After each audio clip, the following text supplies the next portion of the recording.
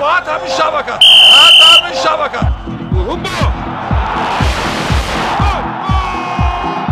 سليمان وينج شمال.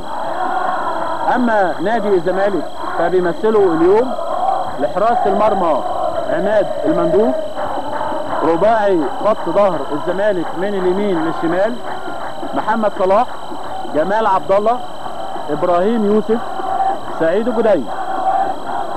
خط وسط نادي الزمالك واللي فيه المفاجاه اليوم اشرف قاسم في اليمين، ونجم الزمالك الكبير فاروق جعفر في النص، وعلى شماله ايمن يونس.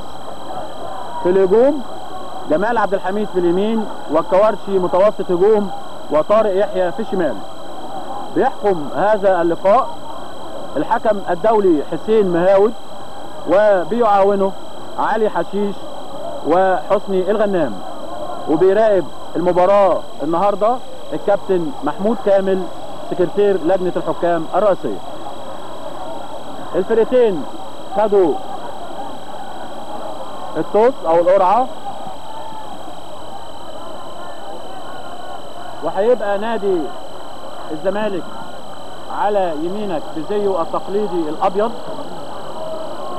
ونادي الاسماعيلي على شمالك بالفانيلا البرتقاني والشورت اللبني، واذا كان تلفزيون ابيض واسود هيبان الزمالك بالشورت الابيض والاسماعيلي بالشورت الغامق. جاب جولين في تاني هاف تايم. فاروق جعفر ماشي غير اتجاهه وعاوز يدي في النص، اداله حلوه بهديه، جول اداله هديه، جول. برافو يا فاروق، برافو يا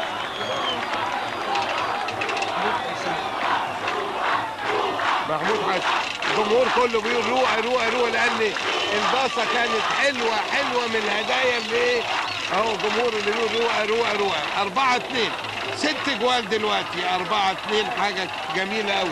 اللي جاب الجول محمود حسن.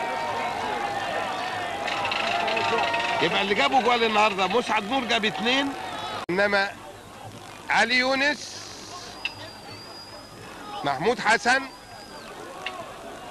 فاروق جعفر، والثرو تاني محمد حلوه.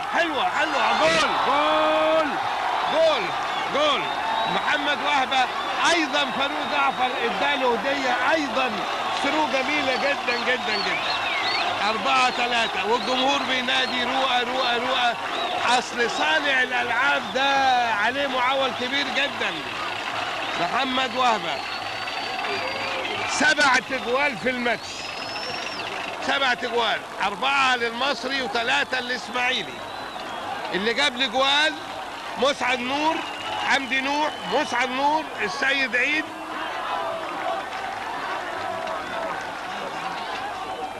حماده المصري طلع ونزل بداله اسماعيل توتو. صلاح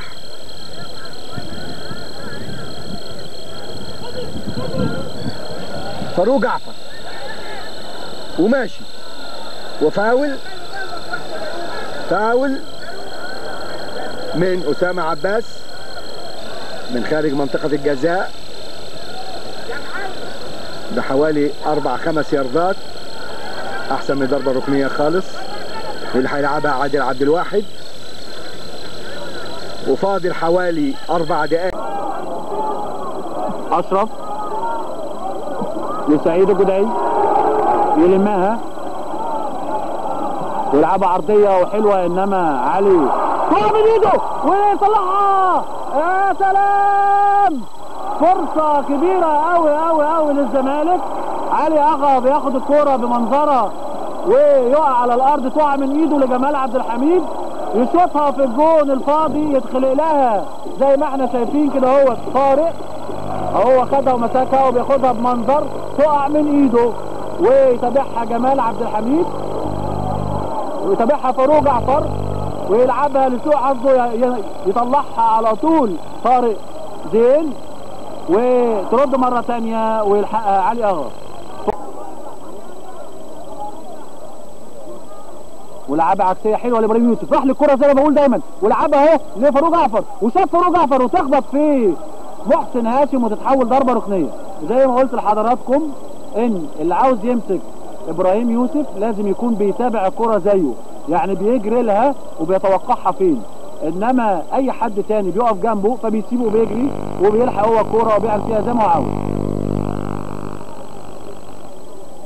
بتتعاد تاني اهو قدام حضراتكم، شوف لعبها هو وطارق زين لسه بيدور عليها او بيدور عليه، وتخبط وتتحول وتروح ضربه ركنيه عكسيه وحلوه يطلعها محمود جابر عاليه، ومره ثانيه تقع منه في النص ويخش ابراهيم يوسف وبرجع برشوت يطلعها على طول محسن، وابراهيم يوسف بدماغه يخش نصر ابراهيم ويلعبها تيجي في ايد علي اغا وتتحول ضربه ركنيه. ياه، يعني الزمالك النهارده بيلعب 10 لعيبه واصبح هو الفريق الاكثر فرص زي ما احنا شايفين اهو في الكوره اهي. ابراهيم يوسف بدماغه ترد النصر يا دوبك تلاقي ايد علي اغا وتتحول فوق العارضه. علي يونس، ابراهيم يوسف، برافو يا ابراهيم. فاروق جعفر، فاروق جعفر ماشي بيرقص، في فاول، في شنكله، فاول على نادي الاسماعيلي، واللي هيلعبها هنشوف مين دلوقتي.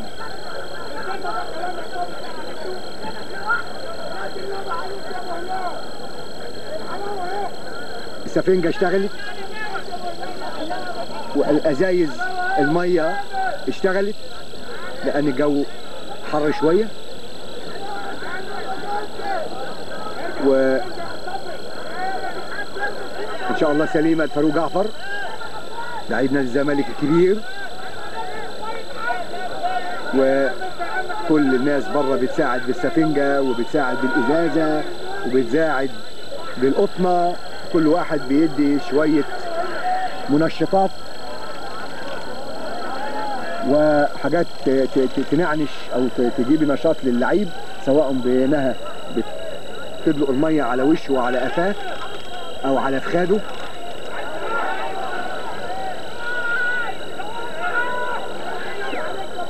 ان شاء الله سليمة اهو تعادل، وكان زي ما حضراتكم عارفين ان يوم الاحد اللي جاي كان في ماتش بتاع الزمالك انما اتأجل ليوم الاثنين 14 هيتلعب مع غزل المحله في المحله. فاروق جعفر قام الحمد لله.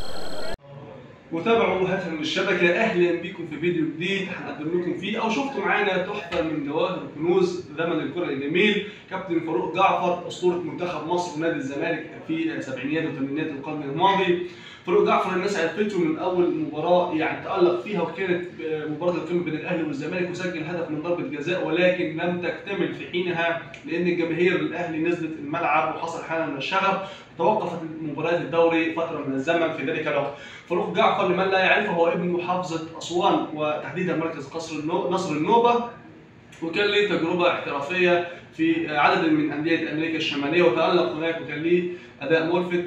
بعد ما رجع من امريكا الشماليه استأنف اللعب في انديه الدوري المصري، وبعد ذلك بعد ما كبر في اواخر الثلاثينات اعتزل كره القدم واتجه الى عالم التدريب، وانديه كتير جدا قادها فاروق جعفر كمدرب كمدير فني، ومن بينها طبعا بيته الاولاني اللي بدا فيه كره القدم وهو نادي الزمالك، وكان قد تولى تدريب نادي الزمالك فتره من الوقت. طبعا احنا مش هنطول عليكم، وانتظرونا في جواهر ثانيه من جواهر الزمن الكره الجميل في كره زمان هاتها من الشبكه، كره زمان عندنا وبس. استنونا في مفاجآت اكتر واكتر ملهاش نهايه على هاتها من الشبكه، كره زمان عندنا وبس، حاجتنا حصريه ومش هتلاقيها عند حد تاني. وهاتها من الشبكه، هاتها من الشبكه.